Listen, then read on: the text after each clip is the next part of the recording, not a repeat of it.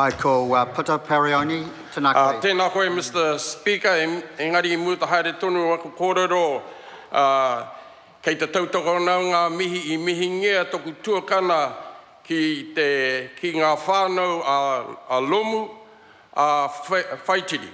E tika ana kei mihi kauna kia rāua, nā te me e tata ake nei I ngaro atu I a rātu ki te tirohanga kanui. Nā reira haere hoki atu.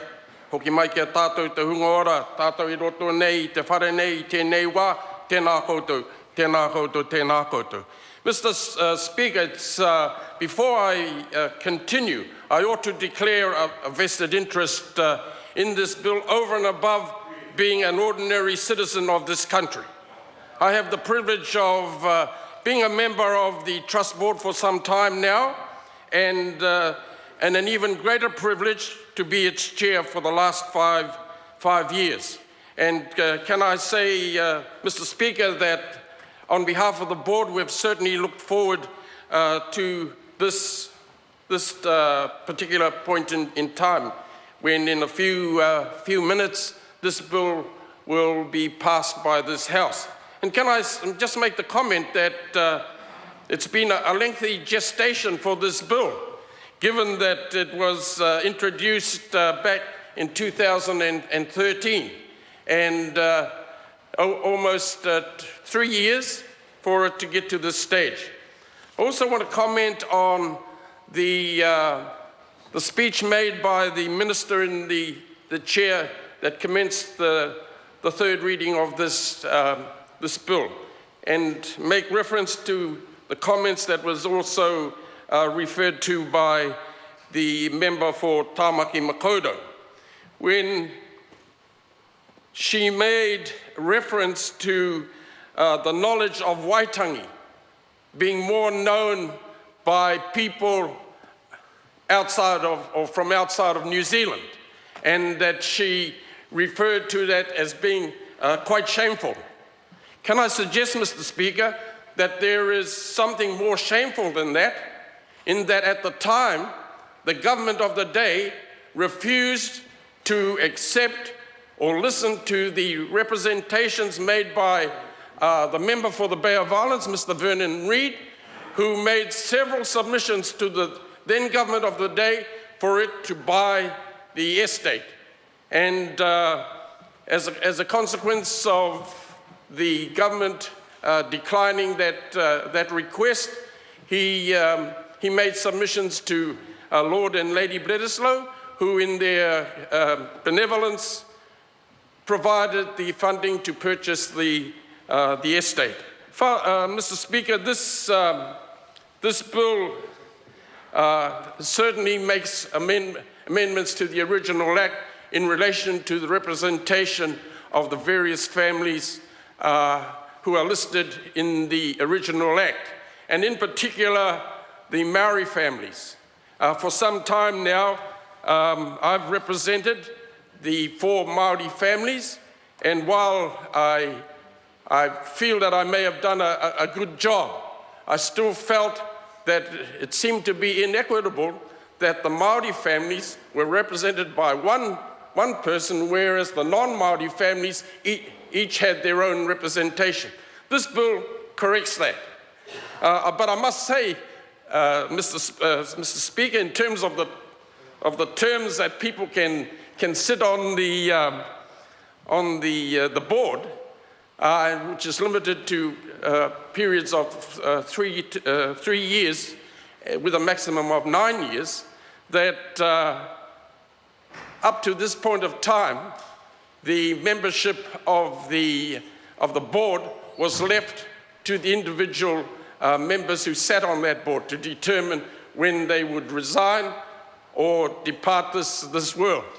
And to think that my granduncle sat on that board for almost 49 years, and there were other long-serving members, and that never in the history of the board was there any untoward decisions made that would put the estate in jeopardy. In fact, the only time that there was something of that questioned the integrity of the board was when the then Department of Conservation was responsible for the administration of the trust. But be that as it may, Mr. Speaker, the board certainly looks forward to the enactment of this bill.